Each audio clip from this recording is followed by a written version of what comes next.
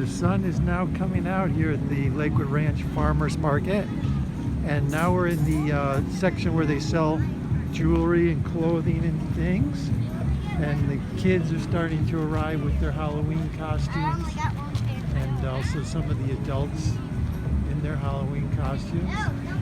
Here we have Emma's Beans Natural Solutions. Here's a vendor selling sunglasses and some women's tie-dye clothing over there. And then we've got some little dinosaurs over here. Good morning. Oh, it's a 3D printer. Look at that. He's making 3D prints so it's actually making T-Rex now, so you can see it's called FDM printing, so one layer at a time. Oh yeah, I see how it's done, yeah. That's pretty cool. The kids are going to love that. And also Darth Vader Star Wars helmets. And Spider-Man and Groot. Looks like Groot is in there too. Awesome, good job. So he's preparing the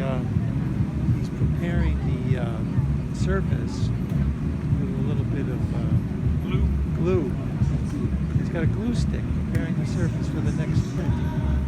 That's pretty cool.